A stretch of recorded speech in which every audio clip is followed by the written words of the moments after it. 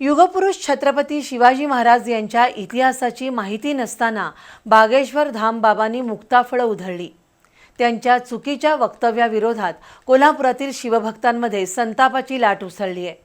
त्यातून बागेश्वर बाबांना धडा शिकवण्याचा निर्णय शिवभक्त लोक आंदोलन समितीच्या बैठकीत घेण्यात आला। बागेश्वर धाम बाबानं छत्रपती शिवाजी महाराजांच्या इतिहासाबद्दल चुकीची माहिती देणारी विधानं केली। त्यामुळे कोल्हापूरसह महाराष्ट्रातील शिवप्रेमी जनतेमध्ये संताप व्यक्त होतोय। या वक्तव्यांचा निषेध करण्यासाठी कोल्हापुरातील शिवभक्त लोक आंदोलन समितीची सोमवारी बैठक झाली। राजर्षी छत्रपती शाहू महाराजांच्या समाधीस्थळी झालेल्या बैठकीच्या अध्यक्षस्थानी वसंतराव मुळीक होते।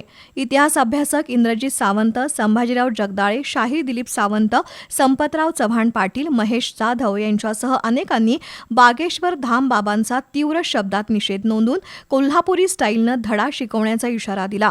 तसंच पोलीस अधीक्षक आणि जिल्हाधिकारी यांना निवेदन देऊन बागेश्वर धाम बाबाच्या विरोधात कायदेशीर कारवाई करण्याची भूमिका व्यक्त केली।